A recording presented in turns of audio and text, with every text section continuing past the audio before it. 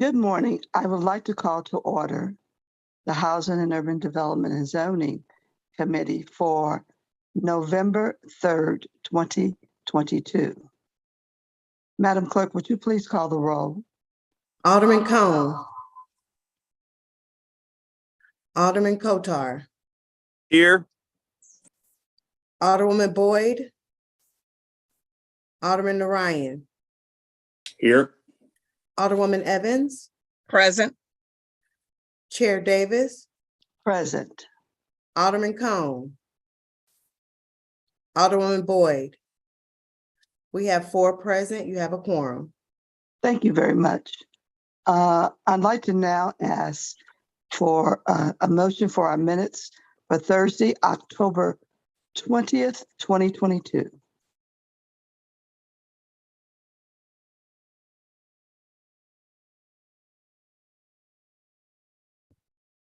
Okay. I move that we pass the minutes from November. I'm sorry, what was the date? October 20th. October 20th, 2022. Second. It's been moved in second. Madam Clerk, would you please call the roll? Alderman Cone. Alderman Kotar. Here. I'm here. I got you. Alderwoman Boyd. Alderman Narayan. Aye. Alderwoman Evans. Aye. Chair Davis. Aye. Could I have the verbal from Alderman Kotar? I didn't catch it. Alderman Kotar.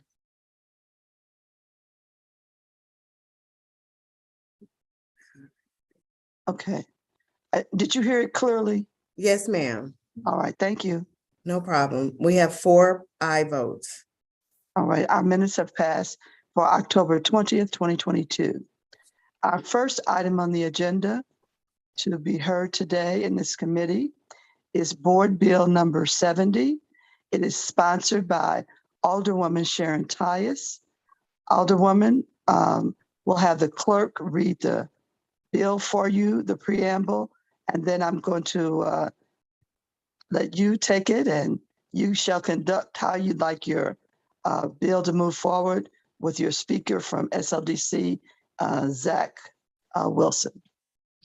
Madam Clerk. Board Bill number 70, introduced by Alderwoman Sharon Tyus, an ordinance approving a redevelopment plan dated June 3rd, 2022 for the 1706-1720 North Kings Highway Boulevard area in the city of St. Louis. After finding that the area is blighted as defined in section 99.320 of the revised statutes of Missouri, 2016 as amended, the statute being sections 99.300 to 99.715 inclusive. Finding that there shall be available 10-year tax abatement based on 95% of the assessed value of the incremental improvements and pledging cooperation of the Board of Aldermen. All right. Alderwoman Tyus. Thank you, Madam Chair, members of the committee. I'm honored, first of all, to be before this committee because I hardly ever do any development like this. So I don't have to come before very often. And I did also want to apologize that I had to continue this bill a couple of times, but I really, truly was very sick and didn't even know it and had to have surgery and things. Board Bill 70 is a Chapter 99 redevelopment plan for 1706 and 1720 North Kings Highway Boulevard. Any of you all who know North Kings Highway, from Martin Luther King, I represented the whole part of, which is really not North Kings Highway. That's a misnomer. The correct name of the street is Kings Highway Memorial Boulevard. Every place you see that grass is the Memorial Boulevard. And we actually used to have trees that had in memorandum of soldiers that had died. And we hope to do that back. But anyway, right there across from Wohl Center and Sherman Park, between Cope Brilliant and Warwick, there are 2 pieces of obsolete property there. One of them is used to be a car wash, and that's 1706, that hasn't operated probably in 20 to 25 years, and it's a horrible, horrible, trashy looking place. And the other one was used to be a Dairy Queen and a Jack in the Box, and it became a chicken place. And the chicken place moved further south down in the 18th ward. It's painted bright orange, so you can't miss it, which nothing in our community. I don't know why zoning and well, yes, I do, because they don't care. Zoning and other people let that be painted orange. Because nothing in my community everything is very appropriate to the genre that's there, and a lot of quiet, closed streets, mostly along that route. And so that was open, but it closed and it had problems and it was a nuisance property. So both of those are closed. That seemed like a extraordinary opportunity to get rid of some blighting on Kings Highway. And so I talked to the treasurer's office about putting some kind of parking lot or things, because by Wohl being across the street, when we have football and sometimes baseball, people parked every place. So that's an opportunity to use that parking. Across the street, we have Hawthorne's Girls School. That's another opportunity to use that parking. My church actually is across the street on Kings Highway. And they are sometime on Sundays need to use that parking. And I know that in the past, under Larry Williams, they had done parking all across the city. So I did talk to the current treasurer about if that was an opportunity for us to do some kind of parking and just clean that up. In the board bill, you will see pictures of what this property looks like. So it's nothing most people would not want. Most people wouldn't want that property next to them. And pretty much in that 4900 block, I have a lot of people. I live in the 4900 block a little further down. Most of the people there take really good care of their property, are prominent people that have lived there for a long time. We have first, second, third generations. I think we just got our first fourth generation. And so this is a way to actually not only clean up the property, but also make it an added use that would serve different purposes. I'm hoping that we don't need to do the tax abatement, but in case we do, it is in there. And I did bring Mr. Zachary Williams here if you all have questions that I can't answer. Okay. Well, you gave us a thorough overview. What I'd like to do now is to go ahead and go down the committee list and see if we have any questions. Alderman Cohen is not going to be with us today. I received a note from him. And so we'll move on. Alderman Kotar, are you back? Okay. Let's go to Alderwoman Boyd. She's not here yet. She sent a note. She is on her way. And Alderman Narayan. No questions. Thank you, Ms. Chair. Okay. And Alderwoman Evans. No questions at this time. All right, thank you. Alderwoman Tyus, I'm going to go back to you because I don't have any questions. You were very thorough, and I didn't know if you needed Mr. Wilson to say anything from SLDC. I don't, unless you just need him to. I know he's like, why'd you drag me up here this early? But okay, if it's better to have an umbrella than not to have one, okay? Absolutely. What I would like, just for the sake of the public having complete knowledge, Okay, if we would ask him to give us the basic information sure. for this, okay? Thank you. Good morning, everyone. Thank you, Alderman Tyus, for the very thorough background on this board bill. So I don't really have to speak on this too much, but this board bill is a standard Chapter 99 blighting study and redevelopment plan. So we've done this in many other sections of the city on non-responsive landlords. And we hopefully, with the threat of using eminent domain, will bring the property owners to the table, and then we can negotiate a possible purchase moving forward. That's usually how we handle these type of board bills. And if by some reason a developer comes to the table outside from parking, we could offer them tax abatement. That's why the tax abatement is tied to this also. So that's about it. I'm happy to answer any questions you have. Thank you. All right, thank you very much. This is one of the tools that we can use to make sure that we can move forward in bringing a better quality of use in a neighborhood.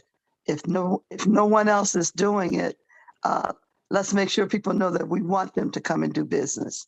And so that's why I like having Chapter 99s.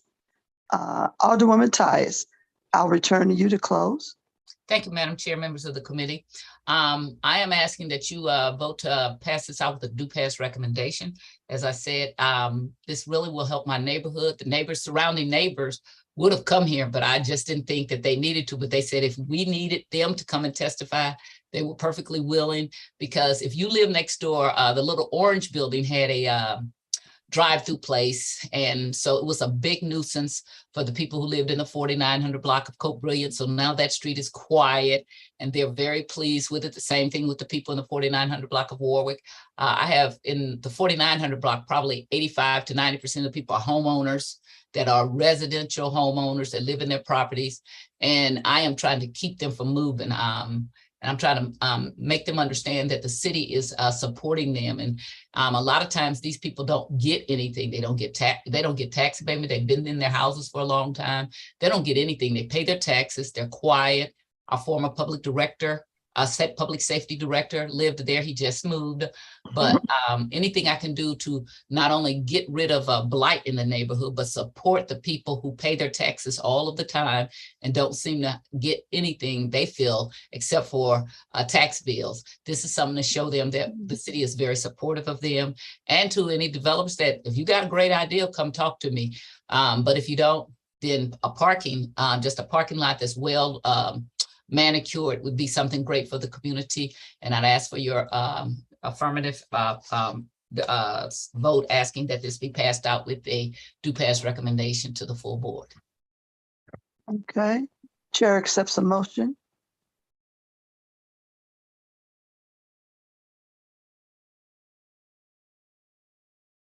I'll second that. Need the first. What is the First. motion? The chair accepts a motion. Pardon me. I move that we pass this with a do-pass recommendation. Second.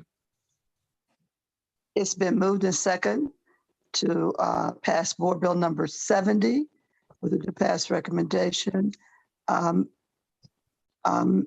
Clerk, please call the roll. Alderman Cone. Alderman Kotar. Aye. Alderwoman Boyd. Alderman Narayan. Aye. Alderwoman Evans. Aye. Chair Davis. Aye. Alderman Cone. Alderwoman Boyd. We have 4 aye votes. Thank you. We have passed Board Bill number 70 with a do-pass recommendation. We thank you, Alderwoman Sharon Tyus, for this opportunity for your award. Thank you. Thank you so much, Madam Chair, members of the committee. Next, we have Board Bill number 105. Yes, ma'am. Alderwoman Christine Ingracia. Good morning, Madam Chair, members of the committee. Thanks for letting me present Board Bill 105 today. This board bill creates a signage plan Alderwoman, overlay district. Alderwoman, Yes. let's let the clerk read your preamble first. Sure. And then you can, okay? Thank you.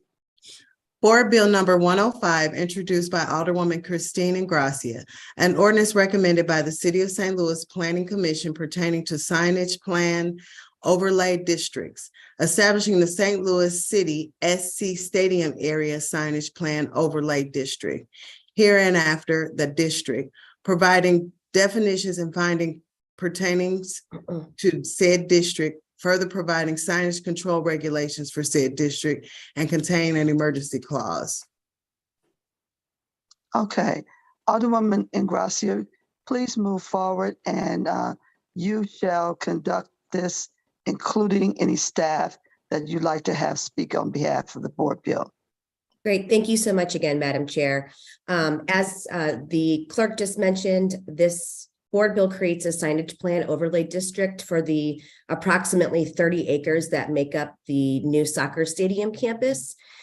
This type of district allows for um, signage that's linked thematically, that is as unobtrusive as possible, that provides wayfinding and guidance for the multiple people who will be utilizing this area for various reasons, and was designed by graphic designer Kiki Abada. You might know some of her work. She's done the New Bush Stadium. She's done signage for GRG, for Metrolink.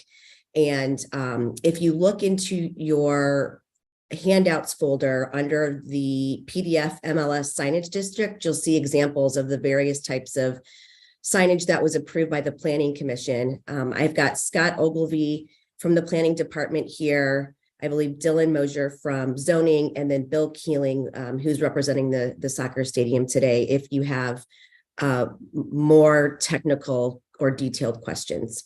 Okay, all right. Well, I'm going to leave it up to you if you believe that you need them to speak on anything in particular before we ask questions. Scott or Dylan, is there anything you wanted to cover that I didn't?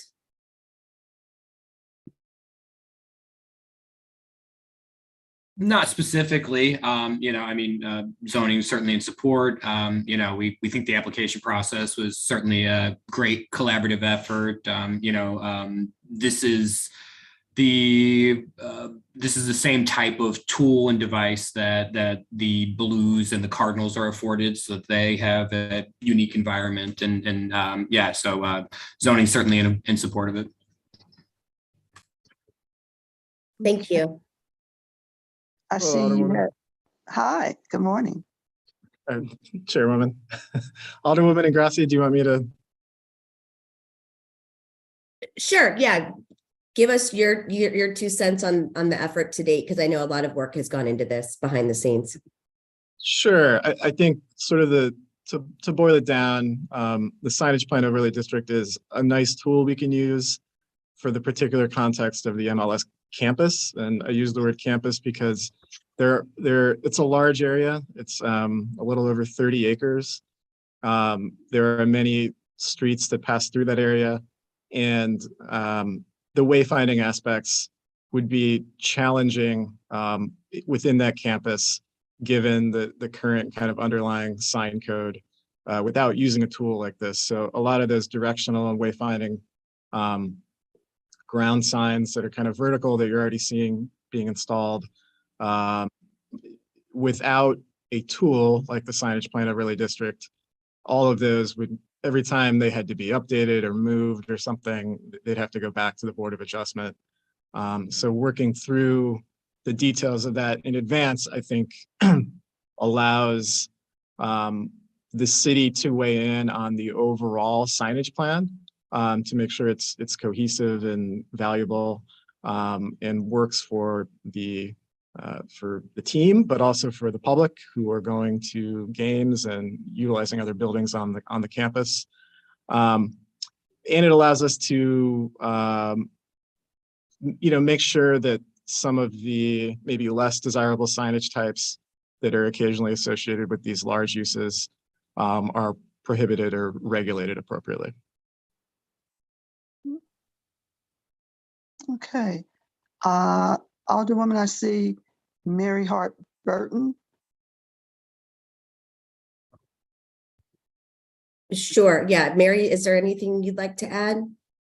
Hi, I have nothing new to add, just that it has been a great process to work through this with all parties, and certainly we are in support of the signage plan district. Thank you Thank so you much. so much. Well, I think that's all that was on your, wait a minute. Oh, you have a guest speaker. So did Bill speak already? He didn't, and he's more than welcome to add anything if we haven't covered it. Bill, please feel free to go ahead.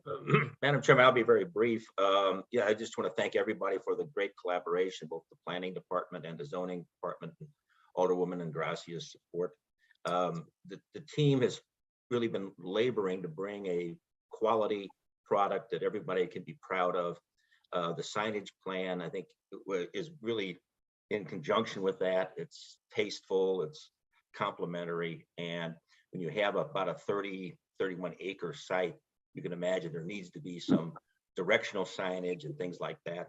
And because of the size of the stadium and the size of that, if we didn't have a district like that, we'd be having to run to the Board of Adjustment quite a bit. I will say that because of the time it took us to develop this plan, which, you know, this is the first plan that's been done by the city like this, so it makes sense, took time. We did go to the Board of Adjustment on signage packages because we basically had to get the signage done. And there were 24 variances considered 3 weeks ago at the Board of Adjustment. So this signage plan is designed to try to avoid having to run to the Board of Adjustment like that constantly. Happy to answer any questions anyone may have, but I want to thank everybody who's been involved. Okay, thank you. So Alderwoman, what I'll do now is go through committee to see if anybody has any questions. Alderman Kotar. I have no questions. We've got a similar signing district over at Busch Stadium and Ballpark Village. It seems to work very well. So I'm in full support of this. All right, thank you. Alderwoman Boyd, are you with us yet? Yes, ma'am, I'm with you. I apologize for my tardiness. I have no questions. All right, thank you very much. Alderman Narayan. Thank you, Madam Chair. Had the opportunity to review this in the Planning Commission, and looks like everyone did a great job to me. It does seem similar to the one over near Busch Stadium, and looking forward to seeing it implemented. Thank you. All right, thank you. Alderwoman Evans. No questions at this time, Madam Chair. Thank you. Well, I just wanted to compliment this process. It is more than needed. And as we know, we have some larger projects coming forward soon. And now we're prepared to get business moving in a sensible, cohesive way as we focus on rebuilding our city and providing more opportunities for jobs, entertainment, and quality housing. So I appreciate this process. And I thank everybody for all the hard work. Alderwoman, I'm back to you for closing. Thanks so much, Madam Chair. I just asked for your favorable consideration for Board Bill 105 this morning. Okay, the chair will accept a motion. I move that we adopt Board Bill 105 with the due pass recommendation. Second. It's been moved in second. Do I hear previous? Oh, no, I can't. We got a new member. Yeah, got a new member. Madam Clerk, please call the roll. Alderman Cone. Alderman Kotar. Aye. Alderwoman Boyd. Aye. Alderman Narayan. Aye. Alderwoman Evans. Aye. Chair Davis. Aye. Alderman Cone. We have 5 aye votes. All right, thank you. With your vote, we've passed Board Bill 105 with a due pass recommendation. And this is very exciting for the city. And we're looking forward to more new and definitive ways to get business done. Thank you. Thanks, Madam Chair. Okay. Alderman Kotar, Yes, Madam Chair. are you available to take over the chair? I am. You have my full attention. I'm happy to take over. Okay. So, because I have Board Bill 111. Got it. All right. Well, the Alderwoman from the 19th will be recognized on Board Bill 111. Thank you very much. Madam Clerk, would you please read the preamble? Board Bill number 111, introduced by Alderwoman Marlene Davis. An ordinance recommended by the Board of Estimate and Apportionment appropriating a portion of funds received under the American Rescue Plan Act of 2021. Pub L number 117-2, March 11, 2021. ARPA, authorizing certain expenditures of such funds to the extent received, authorizing contracts and other documents to expend the funds to the extent received, contain a severability clause and contain an emergency clause. Thank you, Okay. Madam Clerk. All right, Alderwoman, the floor is yours on Board Bill 111. Thank you very much. Board Bill 111 has had a lot of work put into it. Most alderpersons took advantage of the opportunity to meet with and ask questions of concern with the Chief of Staff, Jared Boyd, and our President and CEO of the St. Louis Development Corporation, Neil Richardson, and other staff members. So what I'd like to do is to allow each of them to give us a briefing of this board bill. As you know, the expenditure of these funds are very important to our citizenry and most especially to our homeless and our seniors. So what I'd like to do is to ask Jared Boyd if he would speak first, please. Thank you, Chairwoman Davis. Members of the committee and the board, thank you for your time this morning. I come before you in support of this bill, which we have titled the Economic Justice portion of our ARPA expenditure or ARPA allocation. I also have with me Neil Richardson from SLDC, and I will allow Neil to just give a brief introduction as well. Thank you. Great. Thank you. Can everyone hear me okay and see my screen? Yes. Great, great. Madam Chair and the HUD's committee, I really appreciate the opportunity today to present the Economic Justice Action Plan and our strategy for empowering, developing, and transforming the city of St. Louis through a more vibrant, just, and growing economy. We know that we have an unprecedented number of resources that have been appropriated to the city of St. Louis. And we want to ensure that we not only invest these dollars to support COVID-19 relief, but also ensure that we are strategically investing to create a more robust and resilient economy in which everyone in the city of St. Louis can benefit from this long term. And so as we're looking around and we're talking about economic justice, we're focusing on defining what that means. So economic justice means that people in neighborhoods that have been, and in many cases still are, intentionally and legally marginalized and underinvested are now the focus of our investment and attention. The Economic Justice Action Plan is focused on expanding the city's tax base, growing our city's population, building and strengthening our neighborhoods, closing the wealth gap, and ultimately improving health and educational outcomes. And while these investments will be intentional in many of our low-income communities, overall, for our city as a whole, these investments will reduce crime and make the city safer for residents and visitors. So moving forward, in order to achieve economic justice, we must understand some of the harm that has been done to our community for over generations through policies such as redlining, racial covenants, and otherwise. They have created a divided city. And ultimately, we want to address that in the form of strategic investments through the American Rescue Plan Act, but also being able to bring other private and philanthropic dollars to address the gaps that we see and we experience every day across the city. Between 2010 and 2020, the city of St. Louis lost 17,000 residents. However, in North St. Louis City specifically, and even some areas in Southeast St. Louis, we lost over 27,000 Black residents. And that didn't happen as a result of them not wanting to be part of the city of St. Louis, but they didn't see opportunities that existed for them. And so as we're looking to make strategic investments in growing our city population and turning the tide, we must be intentional to addressing those holes and those gaps, specifically in our underinvested and marginalized communities. The Federal Reserve stated, if we were able to close racial and gender gaps in the state of Missouri, we will be able to add over $32.5 billion to our annual GDP. That means that this is not just a social imperative, but also from an economic imperative.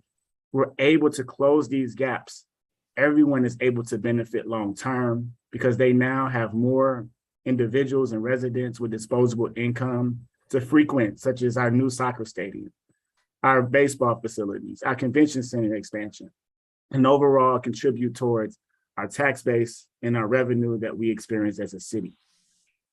And the COVID-19 pandemic burdened these families in a very disproportionate manner. We have over 59.2% of the city of St. Louis and 52.9% of our residents that live in what HUD has defined as qualified census tracts.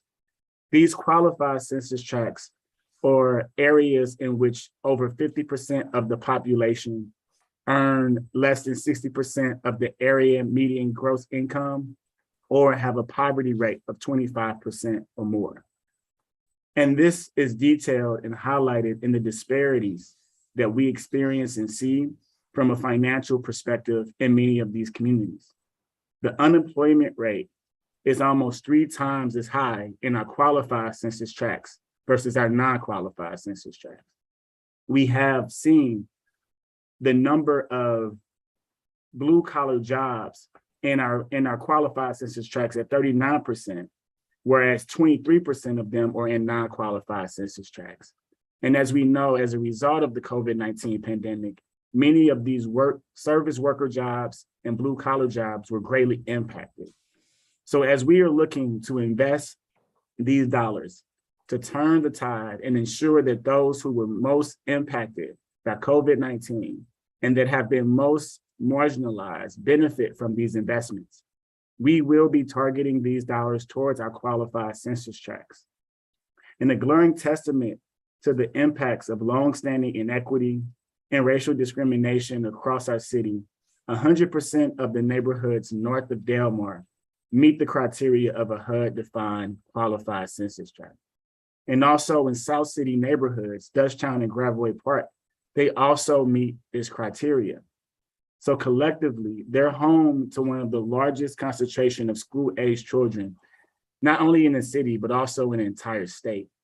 And so we want to ensure as we invest these dollars towards economic empowerment, workforce development, equitable and inclusive development, and neighborhood transformation, that these dollars go to rebuild our communities, build wealth, and close those gaps. And so we are focused on these 3 core pillars of economic empowerment, investing in the ecosystem of small and minority and women-owned businesses to ensure they have the necessary resources to enter, grow, and scale in their respective industries, create the workforce of the future. As we are attracting employers from across the country to St. Louis, the number one question they ask us is, what does our pipeline of workforce look like? And we are building that pipeline in the form of construction, in the form of logistics and transportation, as well as technology to be able to support our growing geospatial industry. Our equitable and inclusive development pillar, we will leverage real estate development and business retention, expansion, and attraction efforts to catalyze equitable and inclusive economic growth.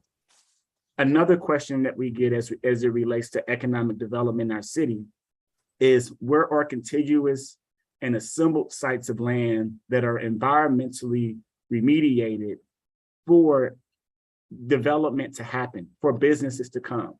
So we want to invest our dollars in order to attract development in areas that have been underserved towards those efforts, to be able to compete on a national scale to attract our large employers from across the country. And finally, neighborhood transformation. We want to leverage our community assets, such as LRA, from a liability and put it back on a tax roll.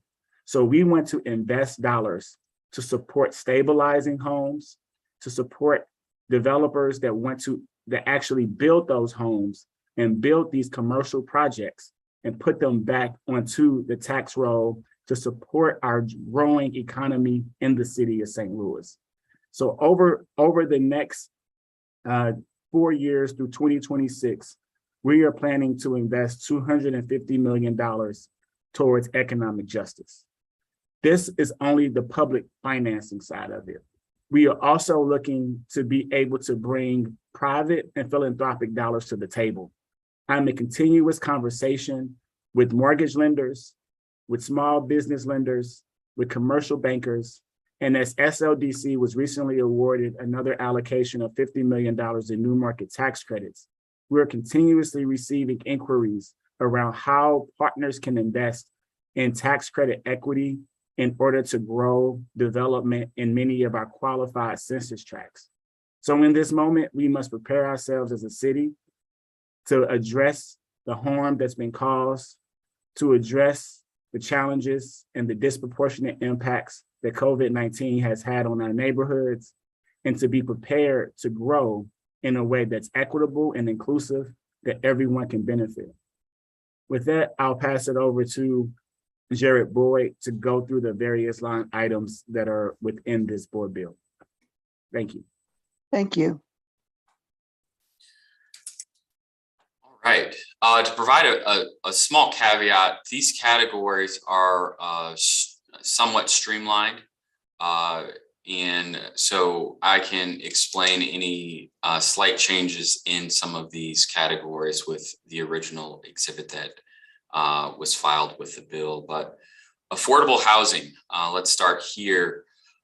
We've proposed $12.5 million in affordable housing investments through the Affordable Housing Commission. Affordable housing specifically for under 30% AMI. That's a demographic that is difficult and challenging to build for. We're also looking and making investments in affordable housing that supports our neighborhood schools. We've seen a decline in enrollment in some of these schools and recognize that housing can play an important role in strengthening our schools and also reducing the transient population of students that move around during the school year. And as a result, schools have challenges in transporting these schools and providing stability in the schools and in these neighborhoods. The next proposed allocation is for community-driven food production and processing. We all know of the food deserts that are in many of our qualified census tracts, and this would support small-scale production, processing, and distribution of locally grown food. So, Mr. Boyd, what I think I'd like to do is, since you've got a number of categories here, let's take them category by category. So if you have more on this affordable housing component, go ahead. And then I want to take questions on this, and then we can move on to CDA if that's all right. That's fine. And I believe this represents the Affordable Housing Commission allocation for this proposed bill. Great. Thank you. I'll run through and members of the committee, if we can keep our questions to these categories, and then we'll move on to the CDA portion. Alderman Cone. I don't know if he's here. Alderwoman Boyd.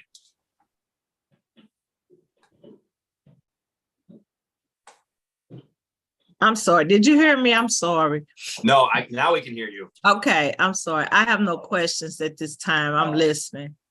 Okay. Alderman Narayan, any questions? No questions at this time. Thank you. Okay. Alderwoman Evans. None at this time. All right. My only question, Mr. Boyd, on the third item, the community-driven food production. I mean, can you just give me an example? I'm trying to wrap my head around kind of what this is. Is there an organization already in this field? Like, do we have a nonprofit already in this space, just so I can better understand this? Sure. So on the production side, I can't think of the name of the particular organization, but we have, I think, an RFP that has closed, and there will be some awards made in this space coming up. But co-ops such as City Greens in the Grove, I think, kind of are in part of this space in the sense of they do work with local farmers and actually have urban agriculture themselves and sell it at a non-market rate or outside of kind of market parameters. So whether it's co-ops or urban agricultural organizations, or small local organizations, that that's kind of the thought process. Okay. Thank you. Yeah, I mean, in this category, I'm particularly interested, and I think this, in our farmers markets. We have a successful sort of pop-up market in Tower Grove, and we have our long-standing market that's owned by the city in Soulard, that's visited by folks from all over the region. It has a lot of needs, and I think could be helpful in a line item like this, where we're talking about working with local farmers, distributing locally grown food. So I hope that is something we can consider as we move forward. Mr. Chair, I'd like to add to that. We've recently opened fresh fruit and vegetable store with some other items as well at the Housing Authority on the first floor in that retail space. It is an extension of the Metro bus service, and we plan to make sure that it is very vibrant and offers a lot of fresh and quality and most especially free and/or very inexpensive items to the public in that community. We also are looking at, as I understand, in process is a 50,000 square foot aquaponics for growing vegetables in the Sears building under the Urban League program. We also are talking about providing another market bus.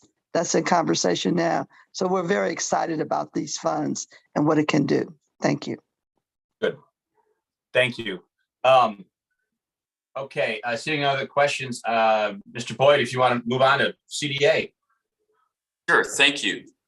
So with Build STL, we are looking to address two issues. One, we need to work to get more folks involved in being developers and contractors.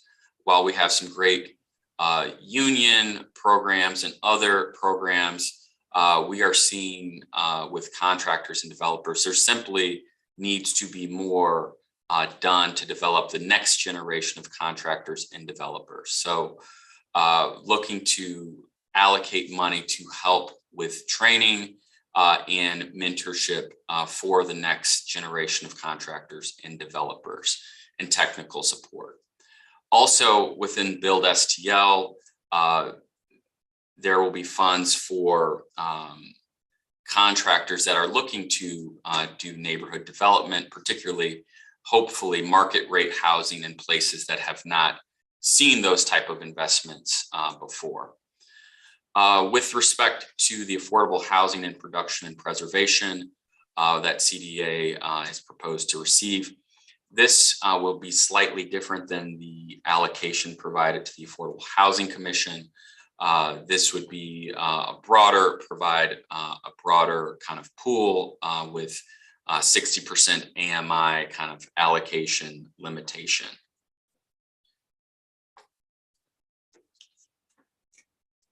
We're also proposing to provide CDA with a fund that would allow for wide-scale neighborhood beautification efforts. So we see with a lot of our properties that they're not only in need of grass cutting, but they're in need of tree trimming and other remediation that goes beyond something that is currently done by the city. So providing funding for that, and then also providing funding to community development corporations in qualified census tracts and neighborhood associations.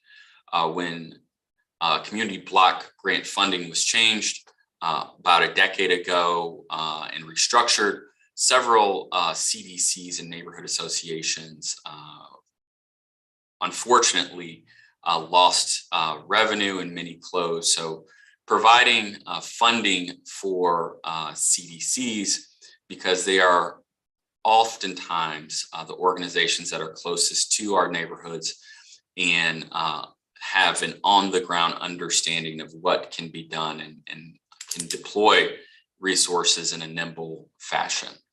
CDCs such as Park Central or in Tower Grove have been important to growth in those neighborhoods. So extending the same type of opportunities for neighborhoods in some of our other qualified census tracts. Another allocation that we are proposing, hold on one second, is a home ownership and home insurance fund. This would help with funding for down payment, assistance in closing costs, technical support, and looking to prioritize funding for city and other public sector employees. We feel that lifting up our city employees and public sector employees is another way of investing not only in the city, but also in our city workforce, but in some of our city neighborhoods. And as Neil discussed earlier, this is an area where I think this investment will be leveraged with private and other philanthropic dollars to see if other banks and institutions will add to this fund or provide financial products that will complement this proposed investment.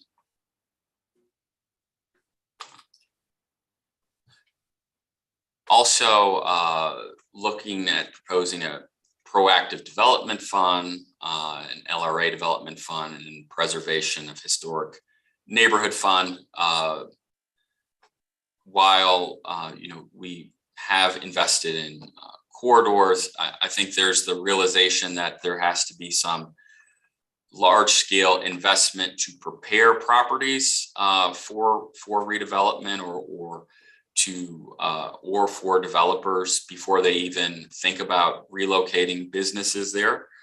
So this would be a flexible fund to do that. Also, with respect to leveraging our Prop NS funds, having additional resource for development of LRA properties to not only get those properties off of the city rolls, but to make sure that those properties are redeveloped in a responsible way. And then making sure that we do have funds for anti-displacement efforts as certain neighborhoods are revitalized. And then I think that concludes the CDA allocation or proposed allocation. Mr. Chairman, may I add a couple of things for this category because I'm very excited about how it has evolved and has given the opportunity for lenders out here who are normally not in the market to come and make products available for the city of St. Louis. And one example is St. Louis Community Credit Union. They were never in the development business and now have started that, and they have a couple of our customers that SLDC has been working with, supporting them with loans. And the great thing about it is, even for our small business owners, when you just only need $10,000 or something, the bigger banks are probably not interested in that. But now you've got St. Louis Community Credit Union and others who are talking about getting into the market to help the city. So I thank you all for coming up with this as well. Thank you. Thank you, Chairwoman. And I guess I'm following the exhibit on 111. I think maybe Mr. Boyd mentioned this earlier, but the bottom line tracks with the 63 million, but I think we maybe have some different line items. Is there an updated exhibit 1 that I'm missing? Or exhibit A, I apologize. Sure, we will provide that to the clerk and make sure that it's distributed to the committee. Yeah, I mean, go ahead, Alder Chairwoman. So we need to do an amendment to this bill. Do we have the exhibit as an amendment today? No. Okay. Well, let's still ask questions. It's just a little harder to follow along. Like I'm trying to use the the exhibit A to match up with your PowerPoint here. Could you, Mr. Boyd, could you scroll back, I guess, to the beginning of the CDA section? Thanks. Sure. It looks like maybe you guys consolidated some of these line items. Okay, well, let's go through with questions to members of the committee on their, sorry, before I take questions. Woman, Davis, anything else, or can we move on to questions? We can move on to questions, sir. Sorry, you cut out there. We can move on to questions. Okay, let's take questions on the CDA section of Mr. Boyd's presentation. Starting with Alderman Cohen, has he joined us? Nope. All right, Alderwoman Boyd. Thank you, Mr. Vice Chair. I just have a question for Mr. Boyd. I was reading and it was saying about development training programs and such and such. And so I guess my question is, because I always feel that it's a challenge that how the information is put out. And I know we rely a lot on the internet, but is it other forms of communication to let people know about this Build St. Louis and what the description is and how people can apply or be involved? Yes, that's a great question, Alderwoman Boyd. I'm going to actually turn it over to Neil Richardson to discuss some of the internal infrastructure that they've built at SLDC around hiring neighborhood managers and additional staff for outreach. Yeah, thank you. Alderwoman Boyd, we have hired 7 neighborhood managers to represent the 79 neighborhoods and be able to provide in-person sessions in town halls. So we will be contacting various community organizations as well as the alderperson and the respective boards around this information and the resources to ensure that they are aware. We also have increased our marketing and outreach efforts online, but also through social media. We will be holding these sessions specifically around Build STL in person at our new Economic Empowerment Center at Sumner High School. So we will have those resources readily available on site at the Economic Empowerment Center. And then we also will have technical assistance and other organizations that we have procured at SLDC to support small businesses and developers with not only getting access to these resources, but also long-term technical assistance support. So we have a partnership with MasterCard. We have a partnership with Maryville University that is providing that back office support for these businesses long-term too. So we will have a communication and outreach strategy that's online, but also in person. We'll have more information on that once the program is fully launched.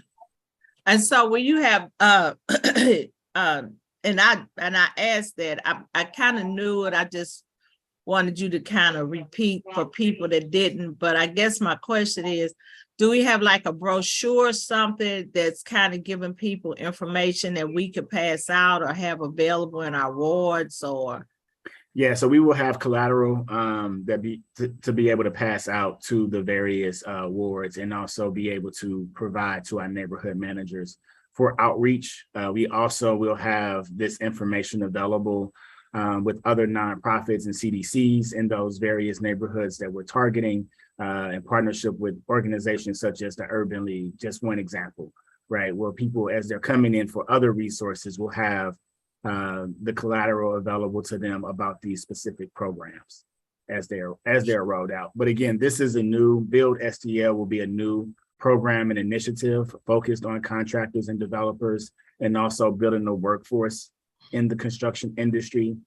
So this will be launched when the new program is officially funded and stood up.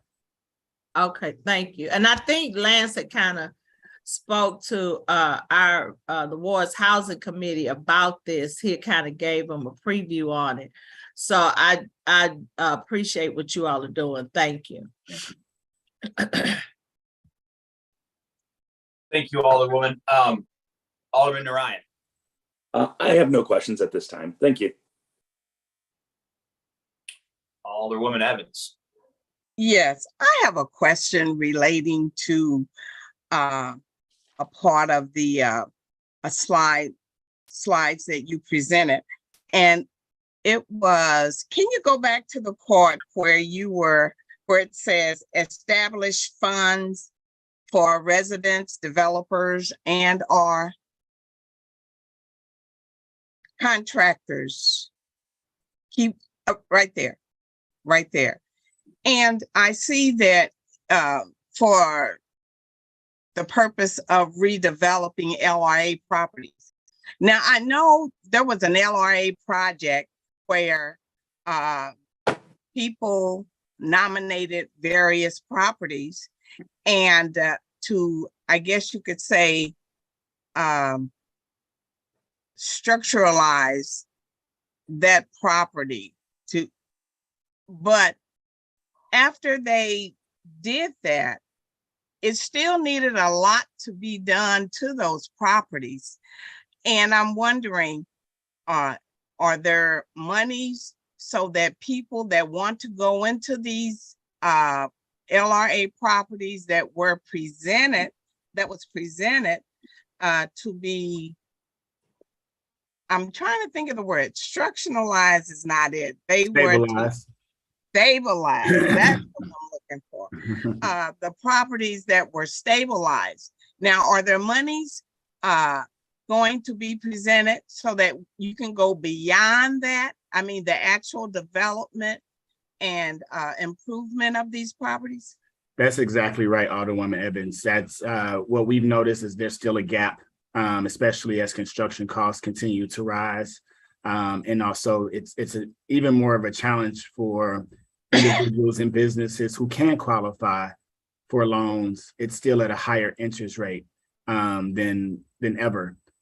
So what we are going to establish with these additional resources is having loans and capital made available to developers and residents and contractors who actually purchase LRA or purchase a Prop NS project, which you were speaking to, and then providing them with the loan to actually get the property completed. And then as they pay back that loan, we can replenish that fund and make it available for the next round of contractors and developers or residents who have purchased LRA properties.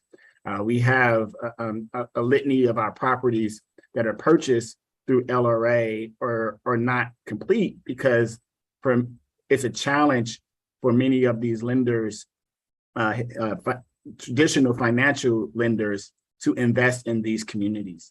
And as Chairwoman Davis spoke to earlier on, we are going to stimulate the market by being able to bring those private investors and financial institutions to the table, as well as leveraging these ARPA resources to provide access to capital for the residents and for the developers to actually complete these projects. So being able to take it not just from stabilization, but through rehabilitation and actually putting it onto the market. So that's exactly what we're seeking to achieve with these funds. Okay, thank you very much. I turn it back over to the chair. Thank you, Alderwoman Evans. I guess, Jared, can you scroll to the top of the CDA? I build STL question real fast. Sure.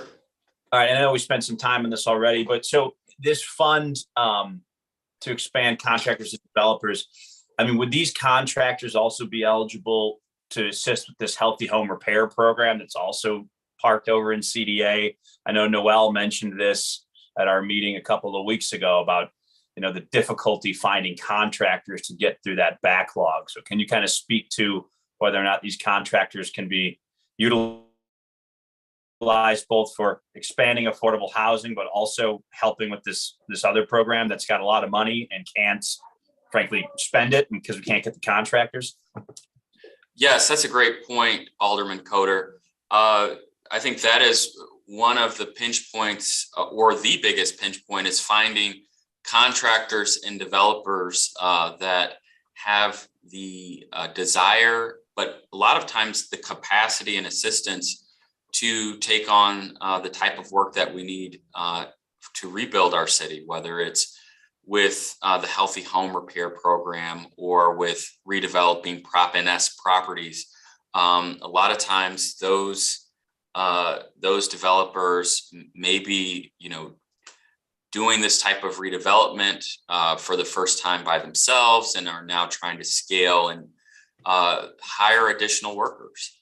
So we need to provide the capacity building and technical assistance and access to capital to them so that they can take on this type of important work in our city. And with respect to Healthy Home Repair, that is something that CDA is very interested in revamping and improving. So we're feverishly working on doing that. And this, working with our next generation of contractors, or helping current contractors, will help us in that goal as well. And then also, if I may add, Chairman Coder. Go for it. Okay. So we also want to ensure that these contractors are licensed, bonded, and insured as a requirement for them to participate on any city projects. And so providing that capacity, bonding capacity, and access to capital for them to actually get insured will open up an additional pipeline of contractors to be able to participate in these various programs. But also, many times when these contractors are working to stabilize homes for Prop NS, for example, they put up some of their own working capital to achieve that. And then we have to process it on the back end after we've confirmed the work has been done. By being able to provide more working capital to these businesses, it allows us to be able to have greater support for those businesses to take on more projects. And then we have it to be able to be paid back once those projects are completed through Prop NS or the home repair programs through the city. So it allows us to remove additional barriers for those contractors to be successful. Thanks, Director Richardson. So along those lines, so for instance, right now, like if you had a contractor qualified and wanting to help with Healthy Home Repair, are we asking them to front labor and material costs and get reimbursed on the back end? Yes, in some cases, yes. And so that's where we're working with them to actually provide them with capital up front. Yeah. In order to get that done. And so it allows, again, us to remove some of those barriers. Okay, thank you. And we do Can that you guys again. Sorry, go ahead. Sorry, not even to cut you off. Go ahead. No, I was just going to say we do that to also ensure that the projects are completed, they're up to code, and it's met the satisfaction of the homeowner that they're serving through the Healthy Home Repair Program. Yeah. Right. Okay, thank you for that. Can you guys scroll down? Oh no, go back up, the beautification part, sorry. Okay, so in this line, this $14 million, and that's where I think this one differs pretty dramatically from what's in the existing exhibits A. Yeah, it's at about $9 million. So would this require, in this neighborhood beautification section, I mean, would we be looking to hire third parties to assist with this grass cutting, tree trimming, cleanup, et cetera? I know that's a challenge getting our city crews to these lots, the vacant lots in particular, and we're constantly behind on tree trimming. So can you speak to this, how we envision implementing this beautification program? Sure, I think it's all of the above, but I think part of the solution that we're now starting to deploy with LRA lots is to hire additional staff and additional contractors for grass cutting. Part of the other solution is pushing the money down to CDCs and neighborhood organizations. Certain CDCs around the city have very localized programs, whether it be for seniors or other members in their community. And then the funds could be flexible enough to hire additional per performance staff. But with the type of beautification efforts that I think are envisioned, like I said, I think you're going to need more investment in lots, whether it be tree removal or other kind of more intensive cleanup efforts if there's contamination. So I would expect that those type of services, yes, would need to be bid out as well. Yeah, and Thank then, you. yeah, Go ahead. there's other debris, gates and fences and other trash that are at sites that require, as Jared mentioned, more extensive remediation and labor and care on those lots. It's not just going and cutting down a tree or getting the grass cut. It's also removing debris and other trash that may be on the site, preventing development in many of our communities. Okay, thank you. Can you scroll down to the next part? Next. There you go. Okay, and one more. I don't have any questions about this one. Yeah, I think that's all. It was just these three slides. Oh, I thought there was one more. Oh, is that it? Oh, sorry. Okay. Yep. All right. I have nothing further. Alderwoman Davis, anything else on this section, or should we move on to the human services portion? The only other thing I wanted to add is, as we look at our city, one of the things that I learned in being a developer is you must have something that somebody looks at and has a desire to create something. And so this spending is critical to get the city cleaned up, to have it, as my mother used to say, you never leave your house any day that you wouldn't want someone to come in the door with you when you come home. So that's basically where we are in the city. We've got to clean it up so it looks good, and it has the appearance for people to see the opportunities here. And I'm really looking forward for this to get rolled out, because we got a lot of work to do in some of these neighborhoods. Thank you. Thank you, Chairwoman. Mr. Boyd, Mr. Richardson, if you want to move on to the DHS section. Sure. Looking at the original exhibit, it looks like these three sections are smaller. If you want to handle all these, and then we'll take questions. Sure. So with the Department of Human Services, we're proposing an additional affordable housing allocation. This would be for site assembly, pre-development, and tenant improvements to expand emergency housing. So that would be a different type of affordable housing that we're looking to invest in. With respect to funding for low barrier jobs, oftentimes members of our unhoused community or folks who have had a difficult time in society may have difficulty qualifying for traditional entry-level jobs.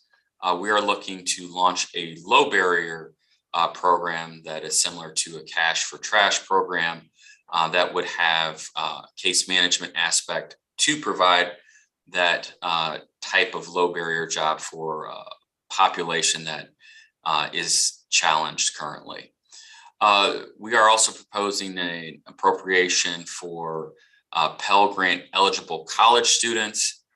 We have researched this issue, and oftentimes we think of, we have a particular face on housing instability and often overlook college students who have started college and experience financial difficulty.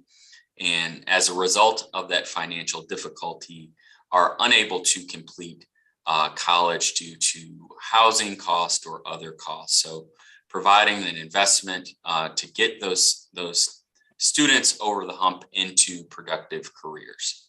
And then the last allocation is for the real estate tax relief project.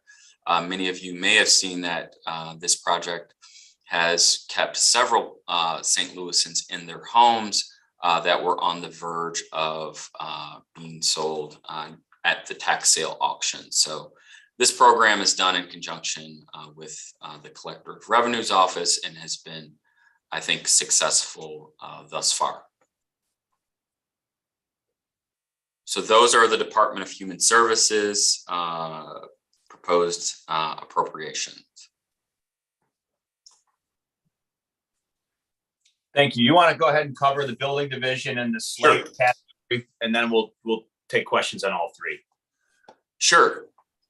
So oftentimes, the LRA properties that have sat vacant are adjacent or near privately owned property that either has been handed down to a family member that no longer lives in that neighborhood, or has been purchased by an out-of-town speculator or someone that does not have the wherewithal to rehabilitate or maintain a property. And these properties can wreak havoc on certain neighborhoods. So we are proposing investment in a property stabilization fund that would allow our problem property and buildings division to provide notice that privately owned properties need stabilization investment, or the city will simply go ahead and make those stabilization repairs. And the program would try to bill the owner. So some of this money will revolve and come back to the city. But even if the owner does not ultimately pay, the city could recoup that money at a subsequent sale. But this would give us another tool in dealing with privately owned property that is in disrepair, and whether it causes issues in terms of safety, physical safety for owners that are proximate to these buildings, or can be seen as an eyesore, or even cause other types of safety issues. We are looking to have funds to deploy to address this issue. And then the last line item is devoted to training individuals who want to seek CDLs. We know whether it's with city employees that are required for CDLs or other jobs, there is a shortage of CDLs across the region to meet the current demand for jobs. So this allocation would help train additional folks who are interested in CDLs, obtaining CDLs. So that concludes the proposed appropriation. Thank you, Mr. Boyd. Alderwoman Davis, anything to add before we take questions?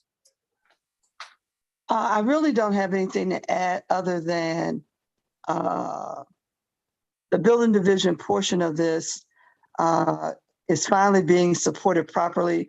Over the years, we've talked about all this, but we just simply didn't have the money to get it done. So this is very good. Thank you. Okay, Alderman Cohen, I don't think is with us. Alderwoman Boyd, any questions? No, sir, I have no questions. All right, Alderman Ryan. No questions. Thank you. Alderwoman Evans. No questions at this time. Thank you. Alderman Boyd, on the building division portion here, which I'm very supportive of this. This is a huge issue, especially in my ward, where you've got privately held properties that people are speculating and just sitting on, many of which are in historic districts and want to see saved. This has been a problem for years. Two questions. One, are these funds going to be available citywide, or is this, I don't see any reference to qualifying census tracts. I want to make sure these are available all over the city, because oftentimes these are properties that, we don't want to demolish, right? We want to try to stabilize and save because they have real market value. And two, how did we arrive at the 8 million figure? Sure. To start with the first question, in discussions with the building division, LRA, and the Department of Public Safety, we have thought about deploying these funds citywide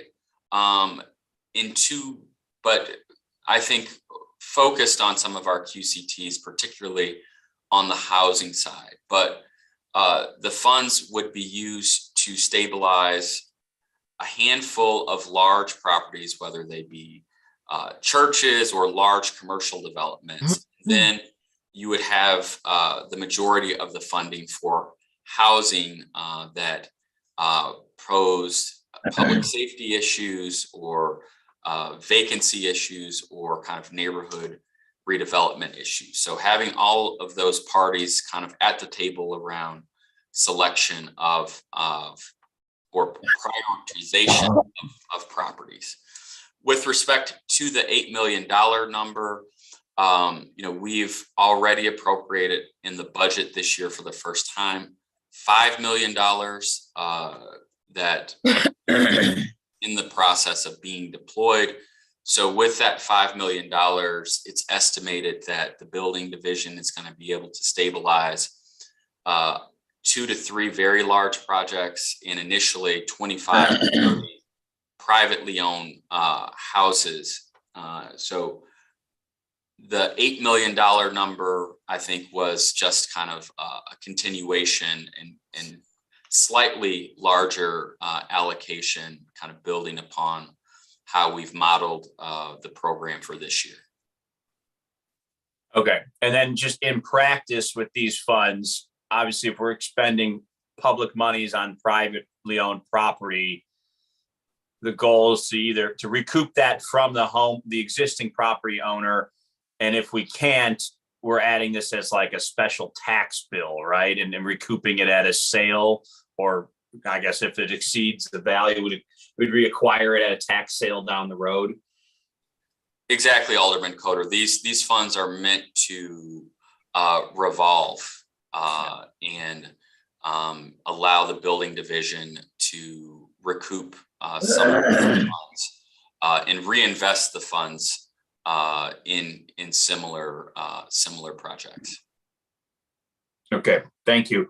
I have nothing further. Let me I'm going to go through members of the committee one more time, see if there's any other. Well, let me ask you, Alderwoman Davis, anything to add? No, sir. Okay. Alderman or Chairman, sorry, I haven't had enough coffee today. Mr. Boyd, Mr. Richardson, anything further? Any more line items, or is that it? I think that's all of our line items for today. Okay. All right. Thank you for the presentation, gentlemen. Alderwoman Evans, I see you have your hand up. You have a question. Yes, I do. It was in relationship to the last slide that was presented, dealing with privately owned property that's in disarray, or it looks good from the front, but when you go around to the back, part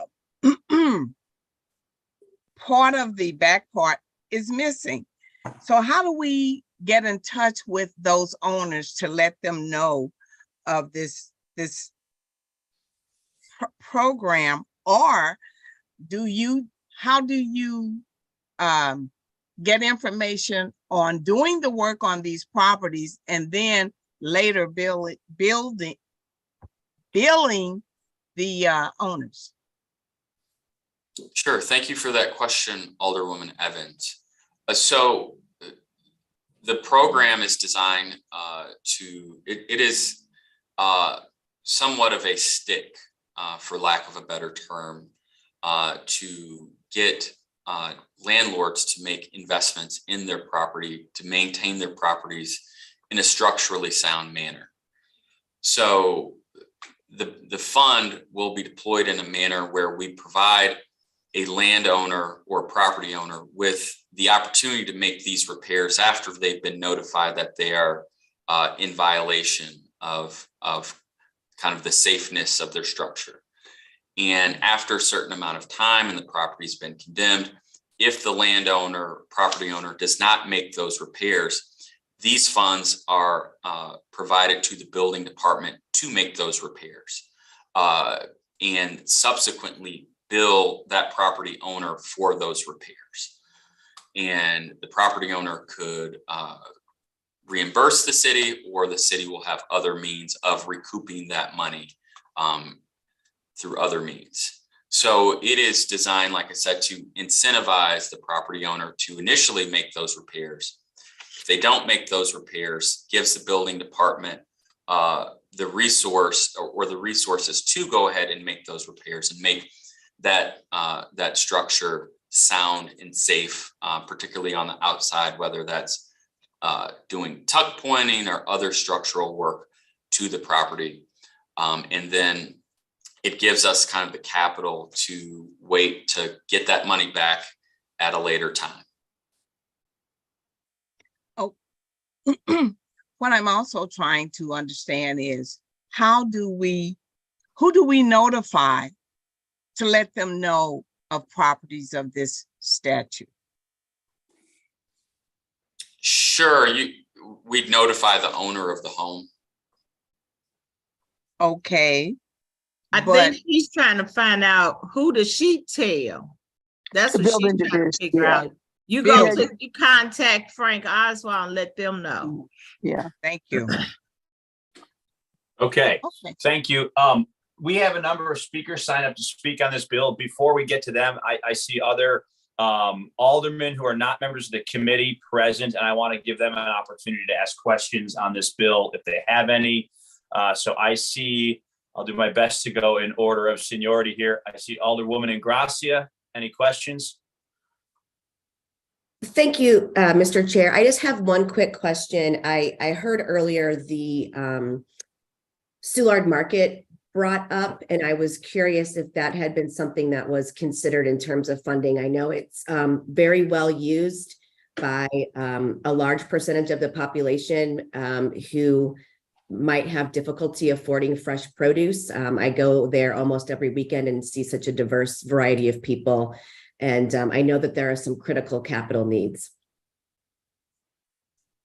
Sure. Thank you, Alderwoman Ingracia. We are working on presenting a infrastructure bill that would allocate ARPA dollars. And I think that bill has not been introduced yet, but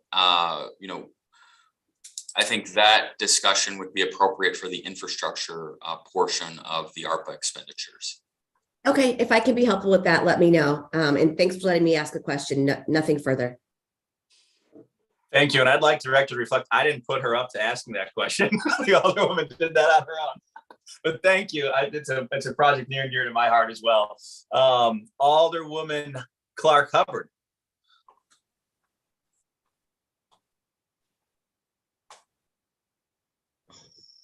Hearing nothing. Alderwoman Walker, Norma Walker, any questions? Yes, good morning, everybody. Good I morning. wanted to know, I think Neil mentioned this. He said something about managers, neighborhood managers, and I wondered who chose neighborhood managers, how were they chosen, and who are they? Yeah, so we have a vice president of neighborhood and community transformation, which is Mr. Lance Knuckles. So Alderwoman Walker, I can definitely put you in touch with Mr. Knuckles and we can talk to you about that entire process. But we went through an engagement process of interviewing candidates, had input from the community, and ultimately selected neighborhood managers to represent the various neighborhoods. We're currently going through an assignment of those neighborhood managers on a neighborhood by neighborhood basis, but would love to engage with you directly about how those neighborhood managers will operate and partner with the alderperson, but also the community-based organizations in an ongoing manner. You may see Mr. Knuckles represented at many of the town halls, at many of the community events, really sharing information around the resources SLDC and other city development agencies have available. So I would love to, again, have an offline conversation with you for you to meet Mr. Knuckles, and also for you to learn more about the roles and responsibilities of the neighborhood managers. Thank you. Thank you. Thank you, Alderwoman Walker. Any other questions, Alderwoman? Okay, I guess not. All right, hearing none, we're gonna go ahead and see if our speakers have anything, our public speakers. I see first on the list, we've got Charlie Hinderleiter from the Realtors. I'm going to defer to Tina Siebert, our treasurer. Okay, we've got Tina Siebert from the Realtors as well. Good morning. Tina, before you go, I'm going to swear you in if that's all right. Will you raise your right hand? Do you swear to tell the truth, the whole truth, and nothing but the truth? I do. Okay, so go ahead and tell us who you are, and then floor is yours. Okay. Good morning. My name is Tina Siebert, and I am the treasurer for the St. Louis Realtors Association, and I'm a lifelong St. Louis City resident. And thank you for the opportunity to talk to you guys today. And thank you to Chair Davis for sponsoring Board Bill 111. On behalf of more than 9,000 members of the St. Louis Realtors, I want to share our support of the very comprehensive Board Bill 111. This bill includes down payment assistance, closing costs, and technical support for city employees. And we think this is a great benefit to retain employees and help them build wealth. Realtors have experience in working with assistance programs, some of which are very well designed and some are which are not. And we would be happy to share our expertise when the city builds out that portion of the program. Affordable housing is a priority for the St. Louis Realtors, and we are pleased to see many and multiple appropriations to support the production of and the access to affordable housing. We are also happy to see money being used to address vacant and abandoned property, both private and LRA. We are extremely happy to see homeowners insurance, contractor and developer training is very, very key to all of this, plus the building stabilization fund, along with the preventing of the sales tax sales for owner occupied. So we are invested in making sure that St. Louis has vibrant neighborhoods, and we wanted to thank you for your time and consideration for this bill. Thank you, Tina. And then next on our speakers list is Dave Sweeney, registered lobbyist for the Realtors. Mr. Sweeney. Yeah, I'm not going to, I don't have anything to testify to, Vice Chairman Coder. I'm just here to answer any questions along with Charlie Hinderleiter. Ms. Siebert covered it very well. Thank you. Great. Thank you. Since they're here, do any of our committee members have questions for the Realtors? I'll just look for a show of hands. Okay, not seeing any. Thank you all for being here to support, to discuss Board Bill 111. Madam Chair, how do you want to handle this? We've got a board bill president. It sounds like we need an updated exhibits based on the presentation given today. So do we want to hold this while we get an updated exhibit and try to vote it out at a future meeting? Or what do you want to do? So I've contacted our clerk, and Clerk Kennedy shared with me that I can add the updated exhibit at perfection. So I would like to have this voted out today. Okay, given that it doesn't affect the bottom line, I mean, I think it's just moving some categories around. I think that's fine. Yes, let's take a vote and let's just make sure we've got that exhibit as an amendment so we can have a healthy discussion amongst the full board. Hearing that, the chair will entertain a motion on Board Bill 111. I move that we pass Board Bill 111 out with a due pass recommendation. Second. It's been moved by the Alderman from the 24th, seconded by the Alderwoman from the 27th, that we pass Board Bill 111 with a due pass recommendation. Madam Clerk, please call the roll. Alderman Cone. Alderman Kotar. Aye. Alderwoman Boyd, Aye. Alderman Orion, Aye. Alderwoman Evans, Aye. Chair Davis, Aye. Alderman Cone. We have 5 aye votes. By your vote, you sustain the motion of the Alderman from the 24th and passed Board Bill 111 with a due pass recommendation. Thank you, Director Richardson. Thank you, Mr. Boyd, and everyone else who was present today for that presentation. Moving along our agenda, I guess, Madam Chair, do you want to take over the meeting or should I just keep going? Well, you know what? I think I'll allow you to keep going. Okay, And I well, shall say thank you to all who prepared, participated, and are supporting Board Bill 11 as we implement it later on. Thank you. Thank you very much. Okay, moving along our agenda, we have no resolutions for review. We have no committee discussions listed. Do members of the committee have any announcements they'd like to make? Okay, hearing none, we'll excuse the alderman from the 25th for necessary absence. And with that, the Housing, Urban Development and Zoning Committee meeting of November 3rd, 2022 is adjourned. Thank you, everybody. Thank you. Be safe out there. Please. Oh, my God.